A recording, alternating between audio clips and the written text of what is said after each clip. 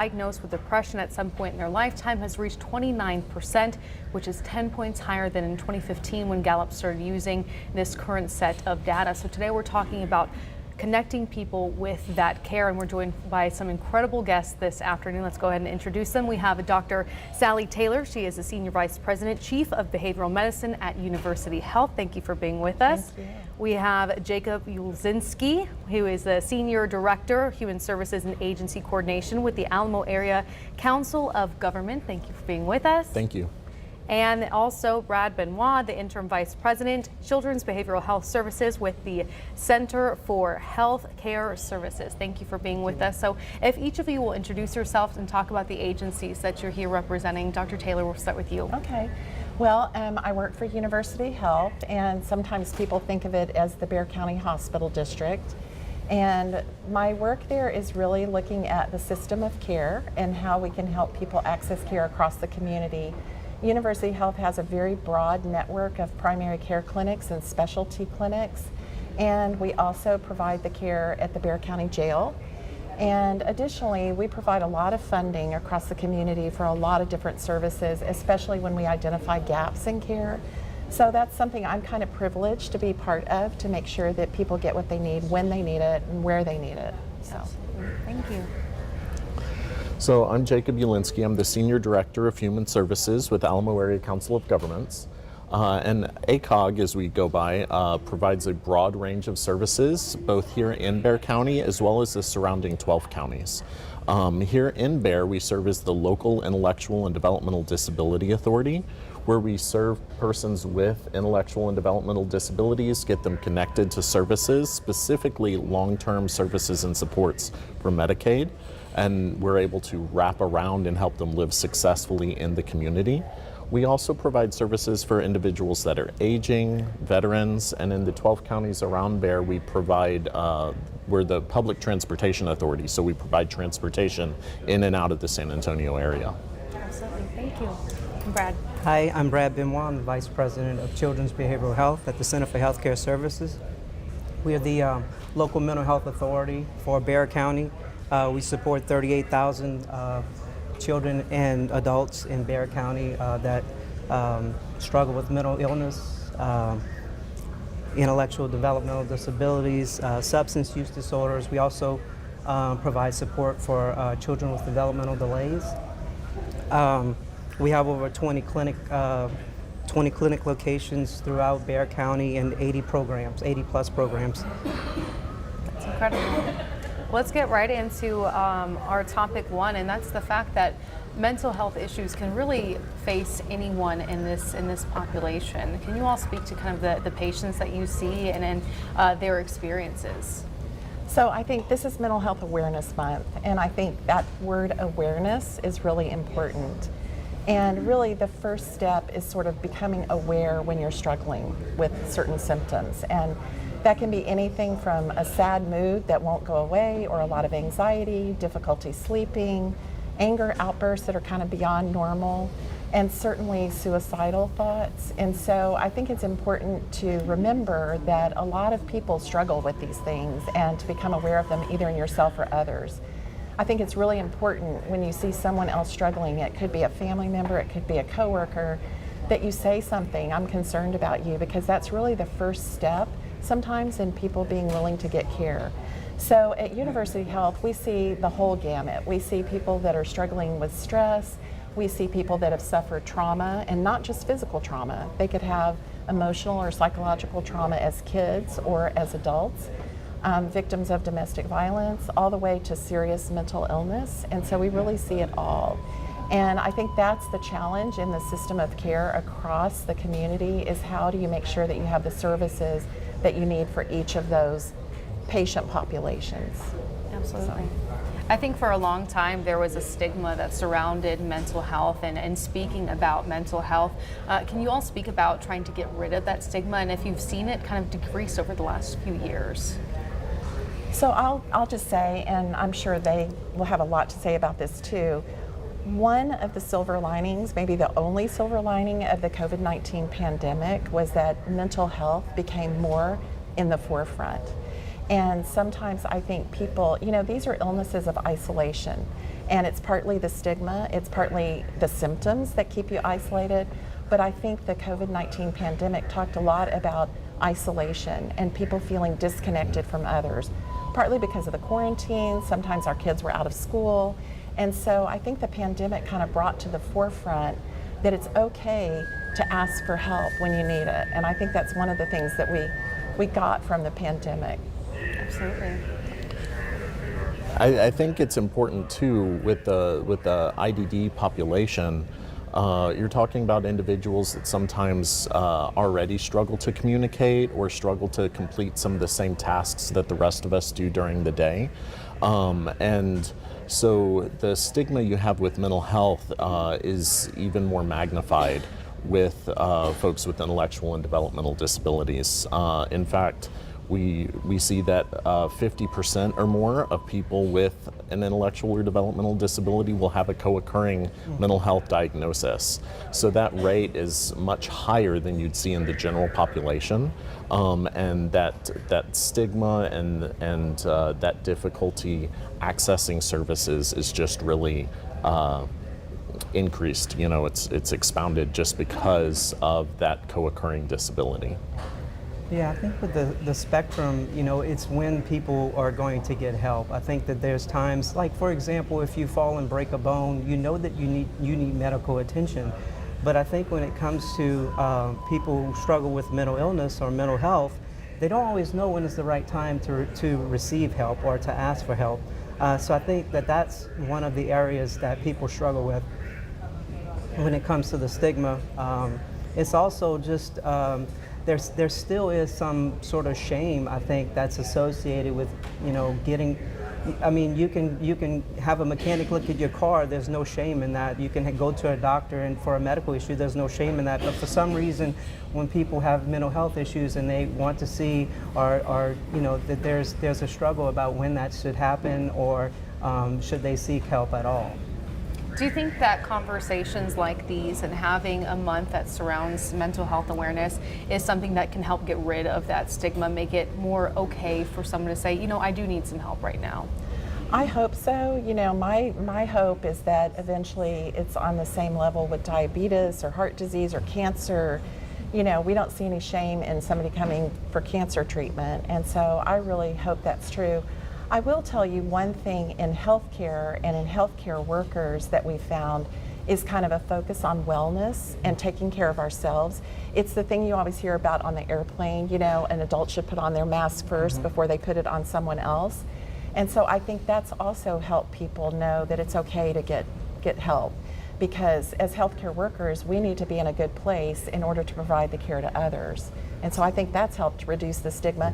In people like us who often, you know, it's the code of silence, you know, you don't want to let other people know that you're struggling. Certainly as a physician, that's kind of historically been the case, but I think people now are giving themselves more permission to say it's okay. And it doesn't mean I'm not a good person, I'm weak, you know, I can't do my job, but to get help and get treatment keeps you in your job and keeps you functioning and keeps you connected to other people in your family. So it's really important. So yeah, I think things like this are very helpful.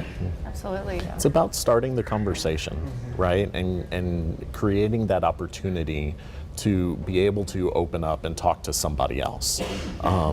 When we feel like that conversation isn't available, it really serves to magnify some of those mental health symptoms. Like Dr. Taylor mentioned earlier, you know, mental health is an illness of isolation, right? And not being able to talk about it and work through whatever the issue is the person may be struggling with. Absolutely. And Brad, you mentioned something that, you know, when we break a bone or something breaks in our car, we know to go and get it treated right away. Is that the same message that persists when seeking mental health care? Try and treat it right away when you start noticing some of those symptoms. Yeah, I agree. I think that, you know, you have to, especially when it's impacting your life. I think we all, you know, it's a spectrum, but I think when it's impacting your daily life or your child's daily life, then I think it's time for you to initiate treatment and seek it out. And sometimes along the way, when you're seeing a primary care physician, for instance, they may be screening for certain things, depression, anxiety. Certainly at well child visits, when you're taking your kids to the doctor, they'll often ask questions related to it. So I think we're getting better at identifying things early, and then it's having the follow-up and where can I go for care that's important. Absolutely. Are there any certain populations that are hit hardest when it comes to accessing mental health care?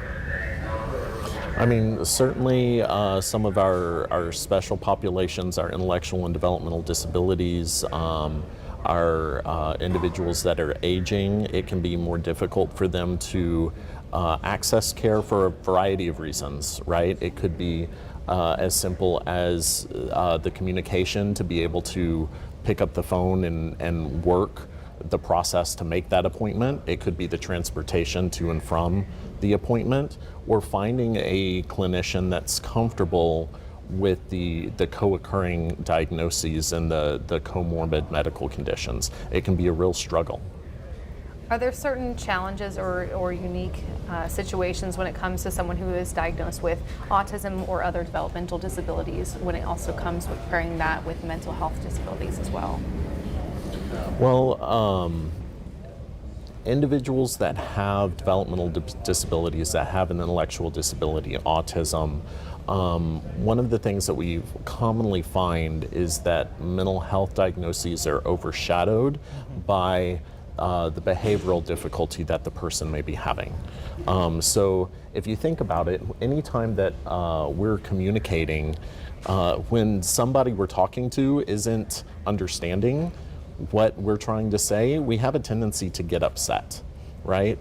And I can only imagine that that's 10 times more so the case for somebody that may not be able to verbalize what the issue is that they're struggling with.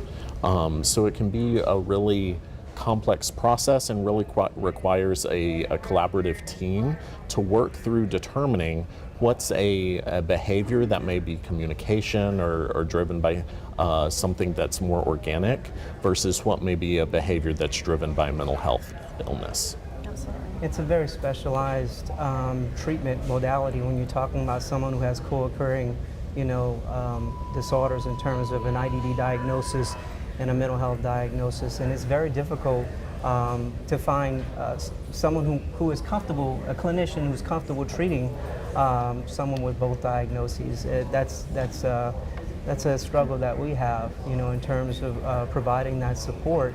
And not all of the normal clinical therapies will work, in terms of, logic-based therapy may not work for someone with an IDD diagnosis, whereas it may work for someone, typical counseling may work for a person without an intellectual and developmental disability. Clinician that is willing and is comfortable to work with both diagnoses, it's very hard to come by. Yeah.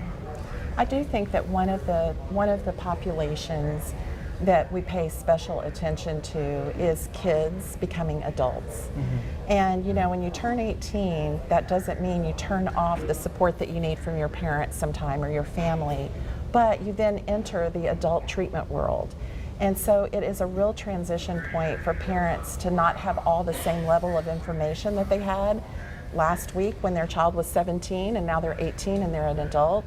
And so I think those transition points are really important to pay attention to. If you already have a child in treatment or you're a teenager in treatment and you're approaching your 18th birthday, it's really important to think ahead and how am I going to transition? I mean, child psychiatrists often will follow kids through college and sometimes beyond. But in a lot of our system, you sort of hand the person over to the adult treatment world. Mm-hmm. And so you have to be able to transition them to that and help the parents understand that there will be certain times that they can talk to you and certain times things are going to be held private. And that's really a developmental stage for the whole family. Absolutely, and we're going to touch on that transition here in just a bit more. I did want to ask, what is a good first step for a family who has a child with an intellectual disability? If they start noticing some signs, symptoms of mental illness as well, what's a good first step for that parent to take for their child? Tell them to call Jacob. We'll put his number at the bottom. I agree. Yes, I mean, honestly, it's usually contact ACOG. to start that eligibility process as early in the person's life as possible, so they can get an understanding of what's available now, what could potentially be available in the future for them. But is that... Yeah, and while we certainly want to identify individuals with IDD as early on as possible, mental health services are not part of the IDD service array that the state of Texas has set up. So it's important as folks come to ACOG's front door, we then also turn around and collaborate closely with Center for Healthcare Services to try to get individuals into the mental health service and help identify as early as possible, you know, is it a behavioral issue again, or is it a mental health issue? And how we can collaborate together to best meet the person's needs. It really does take us as a team of agencies working to support some of our individuals in the community. And they sometimes, the Center for Healthcare Services will see those people or those babies if they're 0 to 3 in their early childhood and they're coming in with developmental delays. So we'll get to see them at that point too. So from that point, typically to ACOG, and then we're going back and forth and collaborating from that point forward. It is interesting though sometimes that people will reach adulthood before they've ever enrolled in any kind of support services, and now their parents are aging and they're getting worried about what am I going to do and who's going to help my now adult child. Right. And so we work really hard to try to identify people that come into our hospital, for instance, and then enlist the help of ACOG to help see what we can now get for them in order to help the whole family not be worried about what's going to happen. Absolutely, making sure that there's a good partnership between the families and also the services so that it's a good support system working as one. Exactly. Something else that we don't always have the answer for, but is an issue facing our community is undocumented migrants maybe coming to this country, people with language barriers coming and needing that access to mental health care. I know that we don't have the answers of exactly what we should do, but what are y'all's thoughts on that and making sure that there's access to care for people who maybe don't speak the same language that we do? You know, there's no easy answers. All of our agencies certainly have language access plans, so you know we all work with companies to make sure that we're able to provide translation and transcription services where necessary, so when individuals do present at our front doors, we're able to support them in their language. I think it's a real challenge, and you know, I mentioned trauma earlier, and we know that a lot of people coming into the United States have experienced trauma in the past, and so we do our best to support them, but I will be honest, there's no easy solution to their mental health needs. We do have a very strong collaboration in our community to look across systems and see where there are places that can be available, but I don't think we have all the answers. I think that's the kind of the beautiful part of how all these different agencies work together, because then we can identify areas where there could be a gap or a potential gap down the road and figure out a way to fill that gap and a way to best fill someone's needs who need it. Also with trauma-informed care, I think that's also come to the forefront in recent years as well. Can you speak a little bit to what trauma-informed care is? Well, I think the bottom line for trauma-informed care is to ask people what happened and to help them feel safe and comfortable telling us about their experience. I think a lot of us have heard about adverse childhood events, and that can range anywhere from abuse to abandonment to parents who have had problems with addiction, a lot of different things. And so we at University Health and a lot of other places are on the path to become a trauma-informed care health system. And it cuts across everything: language that we use, policies that we have, safe environments, ways that we make people feel like they're psychologically safe in order to talk with us about what's happened and what's going on, to believe them when they tell us things that have happened to them, and then to try to get them connected with the services that they need. We provide a lot of support, for instance, to the Battered Women and Children Shelter. We have a domestic violence navigation line that we fund so that sheriffs and other law enforcement can call and help immediately connect victims to other services. So there's just a lot of services that are needed to help people who have experienced trauma. But I think the first step is just to help them feel comfortable talking about it with us. Right, developing that safe space so they feel comfortable opening up. And throughout this, we'll have some graphics that pop up with information for some of the things that we're talking about, numbers that people can call and reach out to. I think this might be a good chance for us to take a little bit of a break, let some PSAs play, and then we'll come back with our topic 2, which is about transitioning from child care to parental care. So we'll be right back. When you notice a change in someone's mood or behavior, knowing what to do next can make the biggest impact. The Center for Healthcare Services Foundation offers mental health first aid training to recognize signs and teach skills on how to respond when someone is facing a mental health challenge. To learn how to become certified, visit ksatcommunity.com. The 21st Annual Bexar County Behavioral Health and Wellness Conference is happening on May 18th and 19th at the Norris Conference Center. From surviving to thriving, Paving Your Way to Wellness is a free event offering educational workshops, resources, and support on mental health. Hear from keynote speaker, award-winning poet, and children's author, Carmen Tafoya. Join the conversation, learn more, and register at ksatcommunity.com. KSAT Community, in partnership with University Health, RBFCU, and Energy Transfer. Okay, welcome back, everyone. Thanks so much for being with us. So parents and guardians know that their child or loved ones better than anyone else. They're the first, a lot of times, to notice a struggle.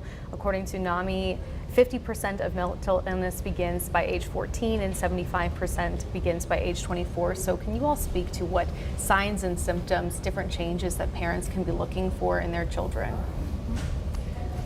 Well, I think it depends on the age of the child, of course, and whether they're verbal and able to tell you what's going on or not. But I think the things we look for are sometimes similar to adults. Crying a lot, being more clingy, refusing to go to school, not being able to sleep. Sleep is something really important to pay attention to across the age spectrum from childhood to adulthood. If they're having more temper outbursts, if they're isolating themselves, you know, if all of a sudden the teenager, and it's hard to tell sometimes when it crosses the line because teenagers like to spend time in their room, and but when they really isolate themselves and they don't enjoy things that maybe they used to enjoy, certainly at any age, any thoughts of suicide, any self-harm is a red flag that needs to be addressed really immediately. So I think it really depends on the age of the child, but if anything changes and you notice that it's changed in a way that's not resolving, I think it's time to pay attention and get some help. Yeah, I would agree. Those big changes in behavior, when someone, you know, used to be very talkative and now doesn't talk much at all, right? Or big changes in eating patterns, big changes in sleeping patterns. Those really are telltale signs for sure. Absolutely.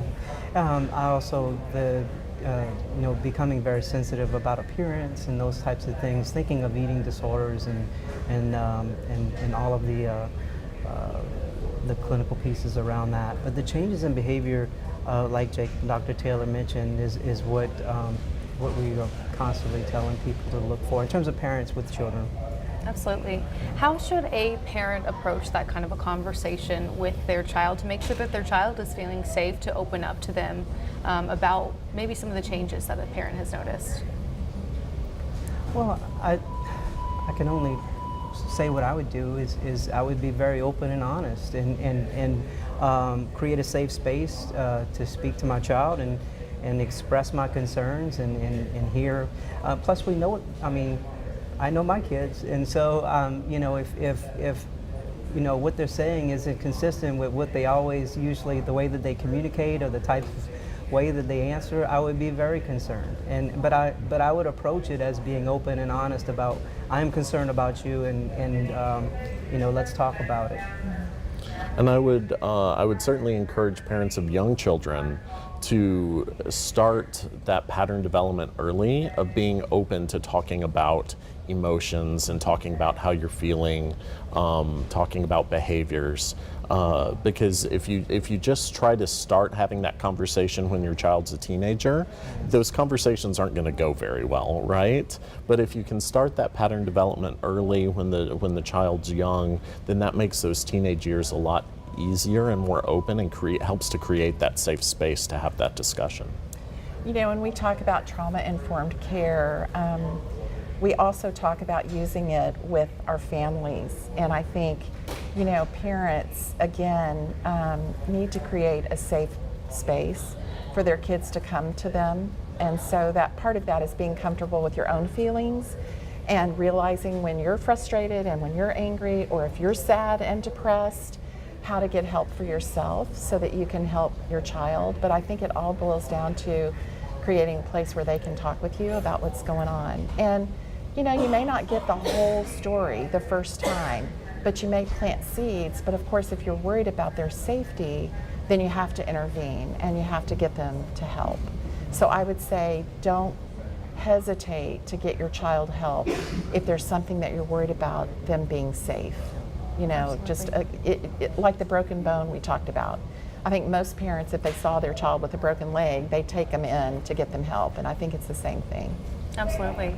And can you all discuss kind of what the difference is between what child or teen mental health care looks like versus what it looks like for an adult?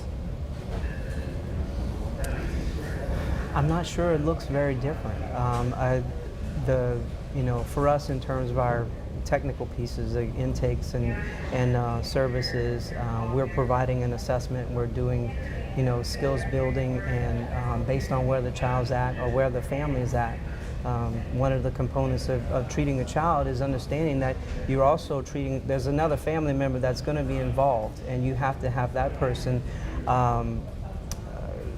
invested in the process as well. It can't just be the child, it has to be the parent, the guardian that's also reinforcing what we do. Yeah, Dr. Taylor, I think that's something you had touched on a bit before, because not only are you having to treat this child, but you do have to keep their parent informed while making sure that the child feels safe to share.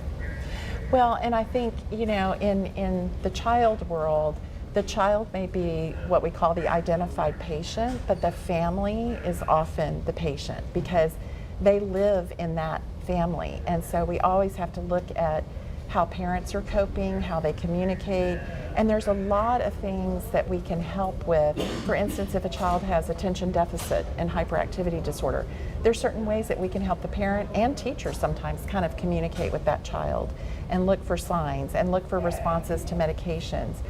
But again, when the child turns 18, the parents have a hard time just letting them go, and they probably shouldn't. And so at that point, we have to kind of prepare the child, even though you're going to be an adult in the treatment world, your parents are still a really important part of how you're doing. And I want you to be able to rely on them when you need help, when you need to reach out.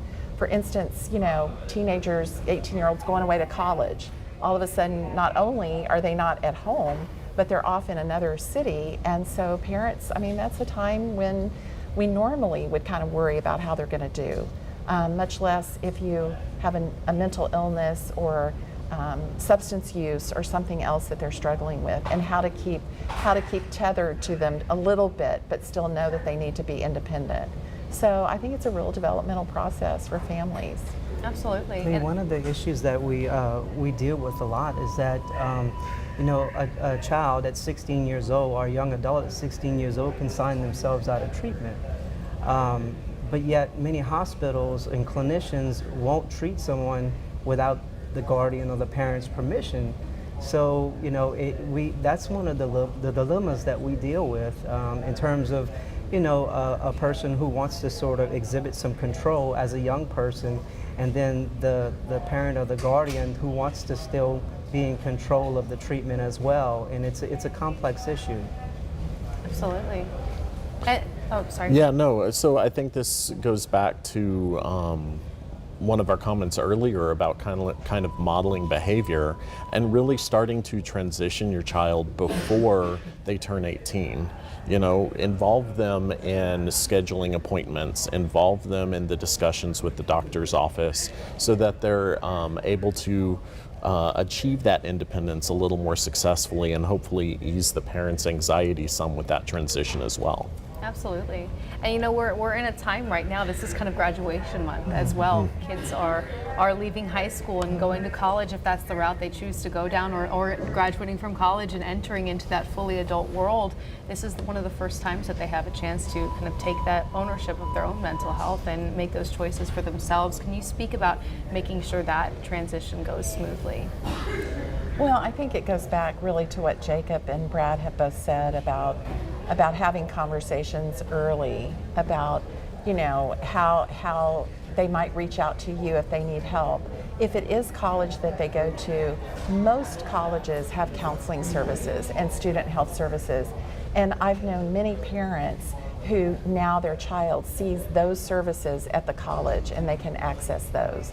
So I think they get a lot of information and orientation, but honestly, you know, there's no perfect answer, and a lot of it depends on your relationship with your child and maybe how much they may need you. But you know, I found that the check-ins that my kids had coming home on weekends got fewer and fewer, and so I knew they were still checking in, but I wasn't going to see them every weekend, and that was okay, but that they could reach out if they needed me.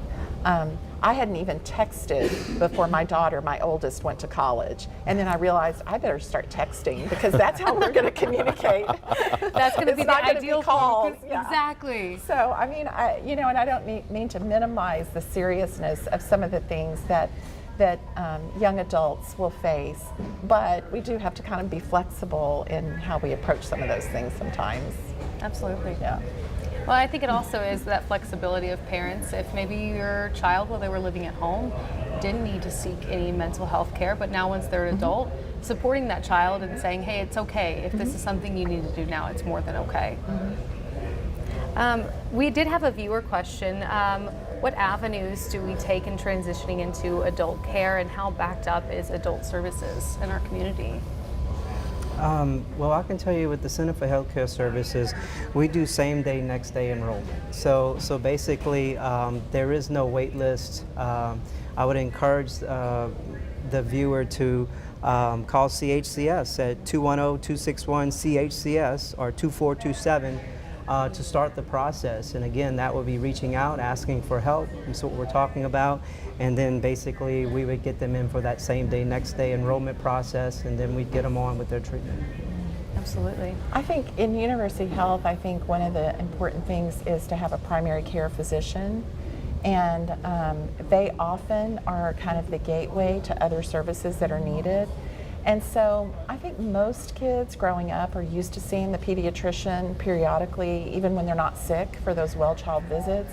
And so one of the things now is to think about who's going to be their primary care physician when they become an adult, and start to establish that relationship so that's somebody that you can talk to if things come up. Not just the flu and not just sore throats, but if you start feeling things that you're not sure, you know, what they are. So I would encourage people to try to get a primary care physician if they don't have one. Absolutely, and we can talk a little bit more about finding a primary care physician in our next topic block. We had another viewer question come in. As a mental health care professional, where can I go for in-person nonviolent crisis intervention training?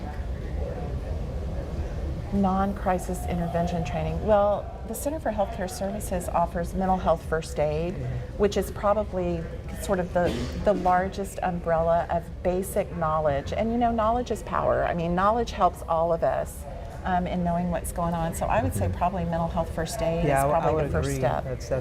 I would have said the same exact thing, Dr. Taylor. The mental health first aid is a great place to start. And ACOG also offers some Applied Behavior Analysis 101 or ABA 101 courses that are available for clinicians or families to help in dealing with non-psychiatric or non-mental health behaviors. Absolutely, and we'll have links to all of this stuff in our website and also kind of throughout this program as well. Another question we had: a major time of risk is transition from adulthood, the move from children's services to adult services. Is this similar to aging out of foster care as well for those kids who are in foster care and then aging out? I would say it's a very similar transition risk. And you might be able to talk about it. You know, like Dr. Taylor said, it's about that transition. So you want to get started early. You want to bring in partners both on the child side as well as the adult side of services, and start planning well in advance. So not only so the individual can transition seamlessly, but so the care team wrapping around the person can have a nice easy handoff and ensure that all the I's are dotted and T's are crossed, if you will, to provide as much support across that transition as possible. You know, with our special populations, those transitions can be exceptionally difficult, and so it's necessary to start planning early, giving individuals an idea of what the new service looks like. You know, this is what the pediatrician service or the kids service look like, but what's that adult service going to look like? Because the offices, even the physical arrangement of a doctor's office may look very different from a office that focuses on children versus an office that focuses on adults. Absolutely. And I love that you guys keep talking about the support services for the family as a whole. We know that this is not just something someone can take on by themselves. There's so many services here in our area that support the family as a whole, whether that's support groups or just different classes families can attend together. So I appreciate you all touching on that too. We're going to go ahead, or unless you had something I was just going to say the other resource that I would mention is the National Alliance on Mental Illness, NAMI, and there's a San Antonio chapter. And they offer free support groups to anyone who wants them. And so a lot of families benefit from the training and the education that they can get there. And also just to have someone else to call who's been through it and has figured out some things and find what works and what doesn't work. They also have peer-to-peer classes. So for people who have a mental illness, who want to talk to other people who have gotten treatment, and those stories of hope and recovery are really important. So I would encourage people also to reach out to NAMI. Absolutely, and we had a feature on NAMI yesterday with one of their patients, Sergio, who shared his story of living with bipolar disorder and about how he does teach in those peer-to-peer classes, and his mom is an instructor there and helps in those family courses as well. And we have a link to NAMI's number in that story as well as part of their warm line that they have. So Fantastic. We'll take a quick break, play some more of those PSAs, and we'll come back and talk about primary care physicians as well. When you notice a change in someone's mood or behavior, knowing what to do next can make the biggest impact. The Center for Healthcare Services Foundation offers mental health first aid training to recognize signs and teach skills on how to respond when someone is facing a mental health challenge. To learn how to become certified, visit ksatcommunity.com. KSAT Community, in partnership with Energy Transfer, University Health, and RBFCU. The 21st Annual Bexar County Behavioral Health and Wellness Conference is happening on May 18th and 19th at the Norris Conference Center. From surviving to thriving, Paving Your Way to Wellness is a free event offering educational workshops, resources, and support on mental health. Hear from keynote speaker, award-winning poet, and children's author, Carmen Tafoya. Join the conversation, learn more, and register at ksatcommunity.com. KSAT Community, in partnership with University Health, RBFCU, and Energy Transfer. Welcome back, everyone. We are talking about access to mental health. We're going to go back to that Gallup poll. They show today that Americans who are currently or have been treated for depression has increased to 17.8%, which is up about 7 points since 2015. And one of that first line of defense is the primary care physicians. They're one of those first steps that you can take. We have our panel here talking about access to primary care physicians. Can you, Dr. Taylor, talk about how primary care physicians can be kind of that first step in noticing a change in someone's behavior? Well, I think primary care physicians are a very special group of physicians because they kind of look at the whole picture. And so they're the ones that patients often already have a relationship with, and so feel like they can trust them to share things that we talked about stigma earlier that they may feel more reticent to talk about. They also can refer to specialists when somebody needs really a different kind of care than they feel like they can provide. And so I think getting a primary care physician, and especially as you're moving into adulthood from your pediatrician, finding out who you can follow up with is a really important thing. At University Health, we have a very large primary care network. We have clinics all over the city and county, and so if people go on our website, University Health, and just Google primary care, they can find a listing of all our primary care clinics and find which one is kind of close to home. Because I think that's the other thing. We talked about transportation and getting to appointments, and so it's really nice if you can have a clinic that's close to where you live so that you can get there easily. We get a lot of referrals in our behavioral health clinic from primary care physicians, and so sometimes those patients stay with us, and sometimes we do a consultation and kind of get a treatment plan started and then send them back to their primary care physician, knowing that if they need to talk to us or consult with us later, that they can do that. Absolutely. And I'd say primary care also is the first time or the first point of intervention, right, where signs of developmental disabilities are going to be identified. And so those primary care physicians and their initial diagnosis or referral to specialty clinics are really crucial in helping individuals qualify for intellectual and developmental disability services. ACOG actually needs that developmental disability diagnosis signed off on by a physician in order to help with the enrollment process. So as individuals are seeing their primary care physicians, getting that referral from primary care to ACOG or getting records from that primary care to ACOG is really important to help get people connected and enrolled in those additional services. Absolutely. And you mentioned the transportation part of this, and you both had actually. So if someone identifies an office that's closest to them, says this is the closest primary care physician, how do they then reach out to ask for any transportation help? So every one of our clinics, I will say, has social work and case management services. So I think when they call that clinic, they can express difficulty getting there, and I think there will be somebody there that can help them figure that out.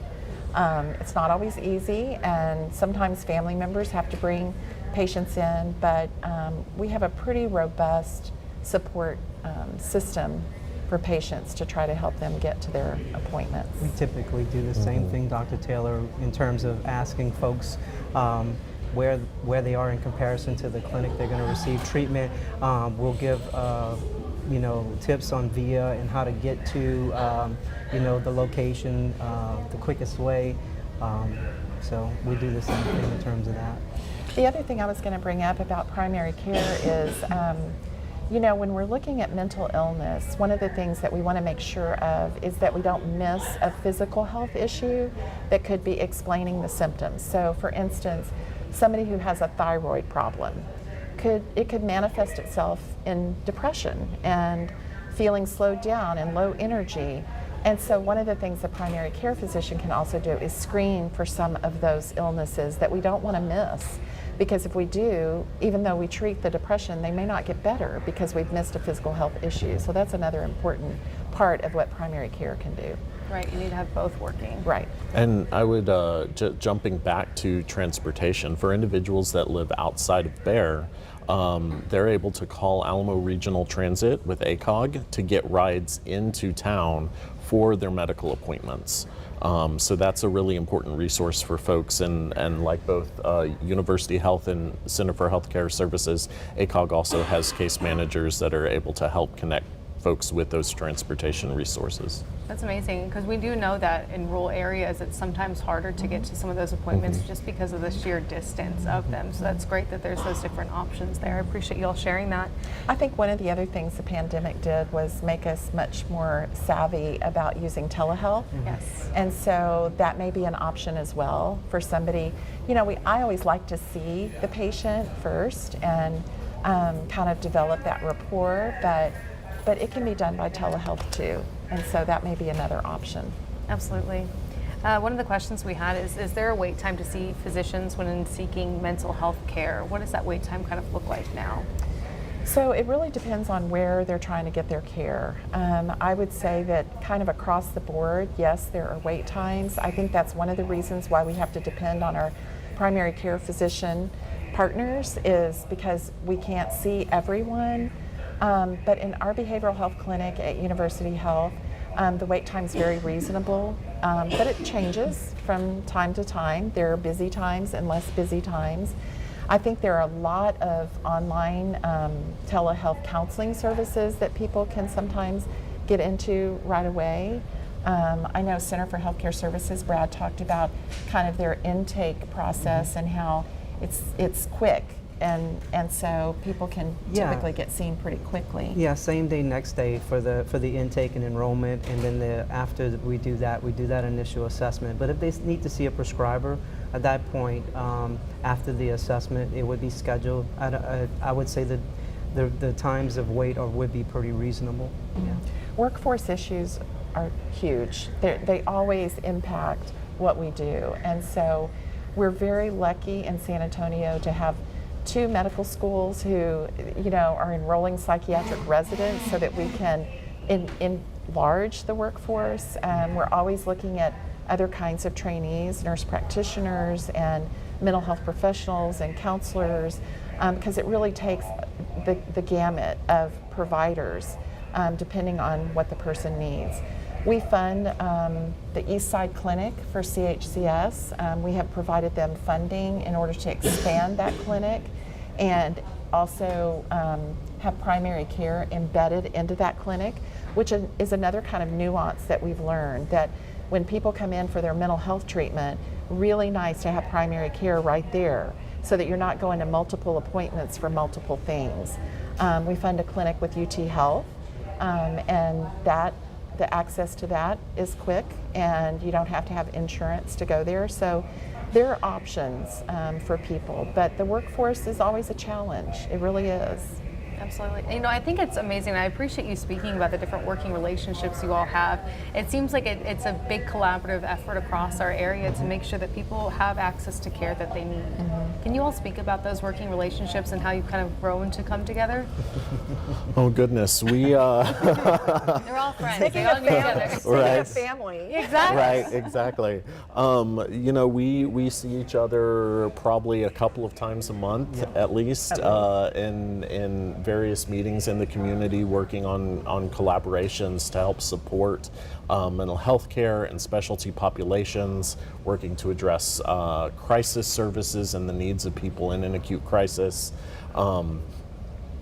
So yeah. Yeah, I'm really proud of the collaborations between our organizations and STRAC. They bring us together and we talk about how to make improvements and what's the best use of our resources. So I think we do that. I think we should be really proud of ourselves. I think we do that much better than many large urban areas that are treating people, that are dealing with homelessness issues and mental illness and substance use. I think we do a really good job with that. So at a very high level, University Health is a local sponsoring agency of both ACOG and the Center for Healthcare Services. We provide them a local match. We appoint some of their board members. So that kind of sets the stage at the leadership level for us to collaborate. But really down in the trenches, I mean, we're on speed dial, and so we can always call each other and figure out how the system needs to be improved. Brad mentioned STRAC, that's the Southwest Texas Regional Advisory Council that was set up by DISHES in order to handle disasters and trauma care. But we now have a very large behavioral health footprint within STRAC. There's a behavioral health committee that has probably 50 attendees. I am honored to chair that committee, but the work is really done in that committee to look at, okay, where are the needs? Anytime we hear about, a new gap analysis, that group could come together in probably 10 minutes, say, match what a gap analysis would show. And so we're always looking at those opportunities to fund different services and really to get upstream.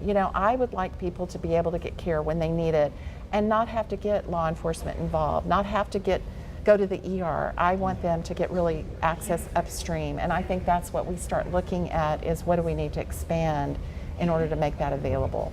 Right, and in addition to the work with STRAC, we're all involved with Bexar County and working together for behavioral health and criminal justice initiatives to make sure that we're not criminalizing mental health behavior, or that we're making sure there are supportive pathways in that regard to address the needs of individuals that are arrested or are detained. We just really, like Dr. Taylor said, we have each other on speed dial, and we're constantly in communication. It seems like this working relationship has really grown over the last few years, and you guys have really been able to identify different areas that could use improvement and how you can work together to make sure that those different areas of improvement are met.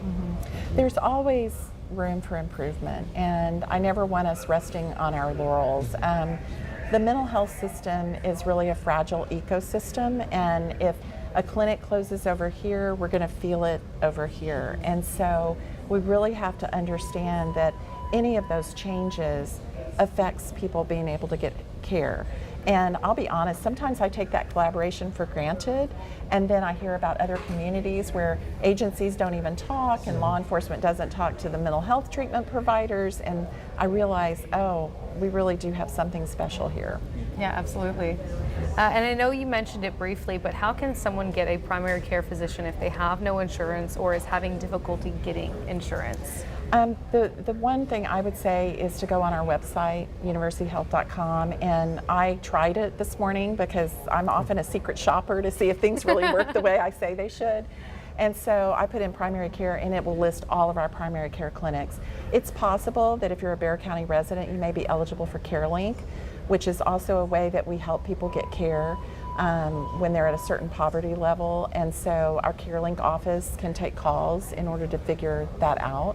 So we also, have a partnership with Community First Health Plans, and sometimes they can help people on the exchange or get insurance. So, and I would say ACOG and Center for Healthcare Services both have benefits counselors, although we may call them by different names, that assist people with navigating state and federal benefits, to apply for Medicaid, to apply for SNAP or food stamps and other assistance that might be able to help then connect them to a primary care physician. Absolutely. And then again, PCPs can recognize, prescribe, and refer patients to specialists. I know that you said your office works closely with PCPs, and just talk to me about how that working relationship kind of moves forward and progresses year after year, just how you're able to create that network with the PCPs. Well, our network is internal, so all of our primary care physicians either work for University Medicine Associates, which is affiliated with University Health, or with UT Health, and we share an electronic medical record, which really helps for everybody to kind of know what's going on.